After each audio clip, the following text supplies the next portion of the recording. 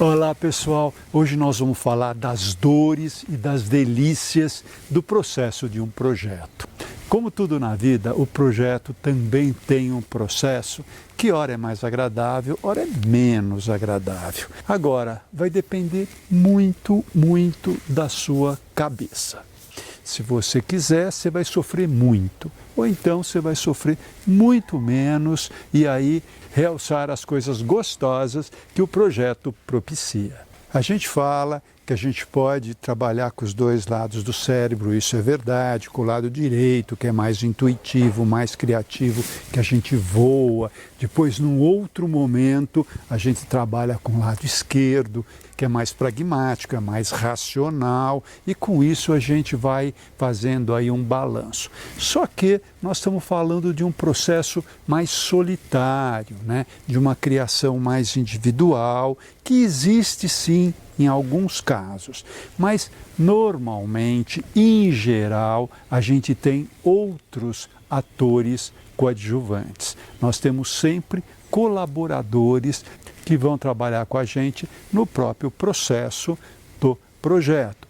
O primeiro deles é o cliente. O cliente também tem as suas vontades. Se você é aquela pessoa que tem uma ideia, é intransigente, é inflexível, provavelmente você vai sofrer bastante, porque o cliente também tem as suas ideias, não só as dele, mas também da esposa, ou do marido, ou do filho, ou da sogra, ou aquele primo que acabou de voltar da Europa. Então, se eu posso dar um conselho, eu diria para você ser mais flexível. Usar, sim, os inputs dessas outras pessoas como uma coisa instigante, como um desafio, e fazer desse limão a sua principal limonada, porque depois vão acontecer outros limões que vão ainda frutificar no processo do seu projeto. Passada essa primeira fase do cliente, e às vezes, se for um cliente particular, essa fase praticamente nunca acaba. Essa fase vai até o final da obra, então você tem que ir se acostumando. Mas suponhamos que é um projeto corporativo, e no projeto corporativo a coisa acontece de uma maneira um pouco mais profissional. Claro que o cliente vai dar o palpite, os arquitetos que trabalham ali naquela empresa também vão contribuir com ideias. Normalmente você tem gerentes de produto, você tem gerentes de marketing, cada um ali contribuindo, cada um querendo mostrar que também é capaz, né, de botar ali a sua cereja no bolo. E realmente você vai ter que ter ali um jogo de cintura para que essas cerejas todas caibam de forma harmônica nesse bolo, sem realmente acabar com a estética, o que pode sim acontecer.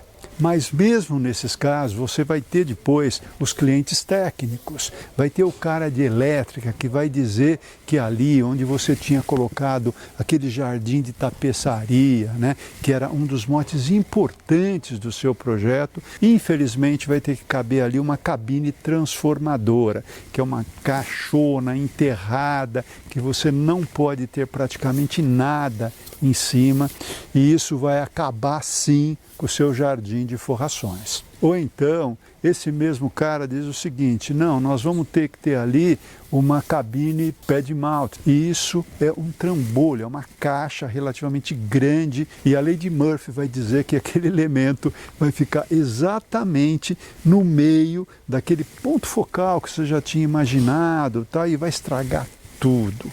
Então é muito importante você ter um relacionamento bom com todo mundo, principalmente com o cliente, porque o engenheiro de elétrica vai procurar sempre soluções que sejam mais eficazes e mais econômicas. Então muitas vezes você vai ter que dizer: olha, esse pad mount tem que ficar mais deslocado, porque aqui não pode acontecer. E ele vai dizer: não, mas os cabos são muito caros. Se você fizer isso, vai ficar um preço muito maior do que a gente tinha previsto. E aí então entra todo o seu poder de negociação.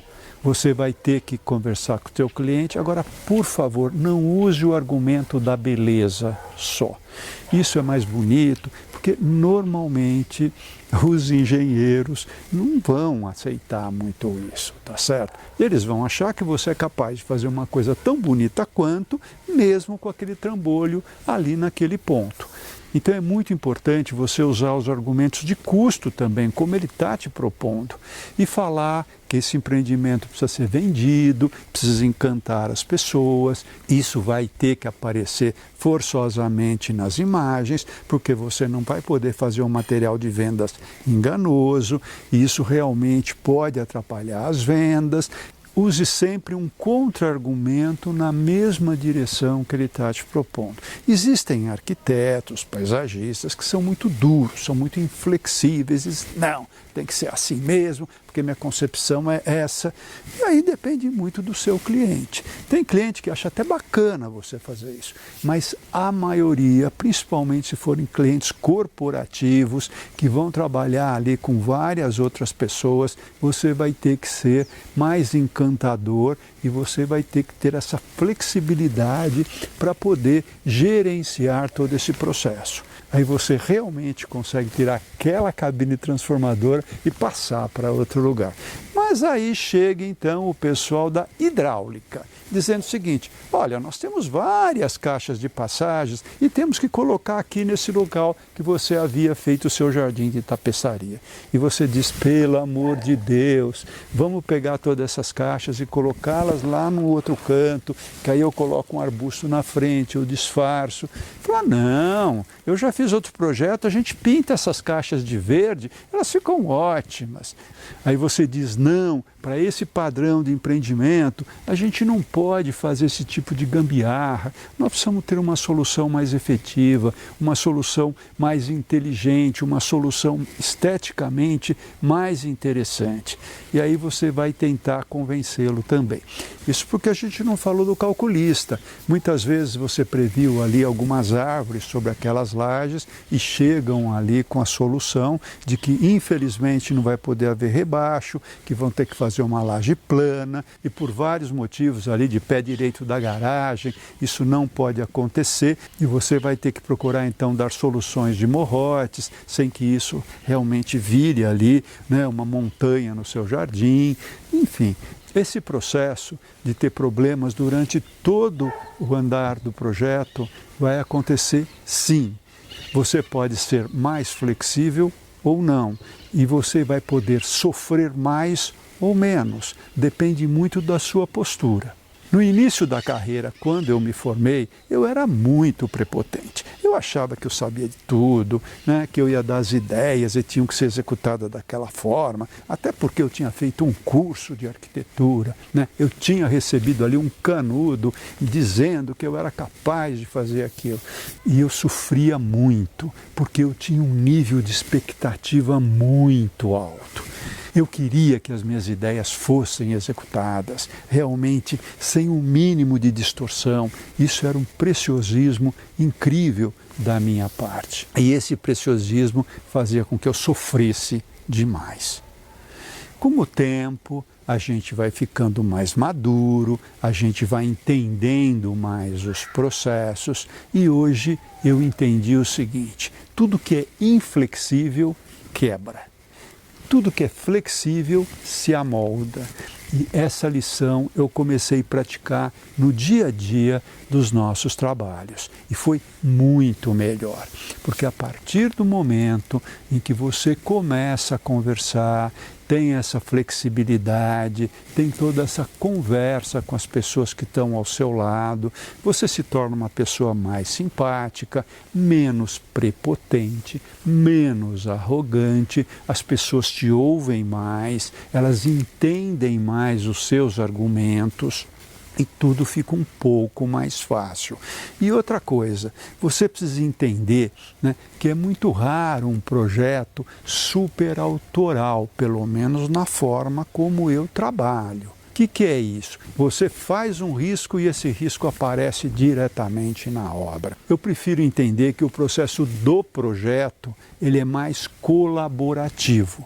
E ele está menos para a pintura, né? O pintor que chega lá tem uma inspiração e faz o seu quadro, a sua obra, né? Do que para o cinema. O cinema é outra outra forma de trabalhar, com muitos colaboradores e se consegue sim resultados muito bacanas. É assim que eu procuro trabalhar sempre. Então eu vejo esses desafios como coisas interessantes, como formas de crescimento, como eu ir buscar uma solução que eu não tinha pensado e que realmente poderia até melhorar e geralmente melhoram mesmo ali o resultado. Então a colaboração do calculista, a colaboração do arquiteto, que tem que participar sim de todo o processo, porque ele também sonhou, ele também é pai da criança. Aliás, na minha cabeça, quanto mais as pessoas se sentirem pais e mães daquele projeto, melhor vai acontecer o resultado. Até porque um projeto eu comparo muito mesmo com um filho, né? Filho é assim, você cria com todo carinho, você se dedica, você faz de tudo e esse filho ele pode pegar um caminho ou pegar outro. O projeto é meio parecido. Agora, quanto mais pessoas envolvidas na educação dessa criança, né, desse trabalho, melhor vai ser o resultado. Então eu procuro sempre a colaboração, entender que todo mundo está ali sim para somar. Cada disciplina vai ter as suas melhores soluções, que nem sempre batem, mas é preciso ali a gente se salvar e realmente sofrer menos. Então, voltando, para isso as expectativas têm que baixar um pouquinho, né? Antigamente eu queria que meu projeto ficasse 100% das soluções que eu tinha criado. Hoje, se tiver 80%, eu já acho bom. Acho bom, porque aqueles 20% de ideias que eu não consegui colocar no projeto, provavelmente eu vou colocar no próximo, né? Que vai acontecer logo em seguida. Então, é isso. A gente precisa ver sempre o lado bom das coisas para a gente sofrer menos, porque realmente a gente sofre, né, ou tem prazer dependendo muito da nossa cabeça, da nossa forma de atuar, do nosso approach diante o projeto. Cabeça é fundamental e há muito tempo eu decidi ser feliz. Ou seja, trabalhar em conjunto, buscar soluções que sejam realmente mais harmônicas, um entendimento mais claro do que é importante ou menos importante para aquele projeto e buscar sempre harmonia em todos os sentidos. Espero que vocês tenham gostado. Aliás, se vocês gostaram, se inscrevam no canal Criando Paisagens. Toda semana um novo vídeo. Pessoal, é isso aí. Um grande abraço para todo mundo.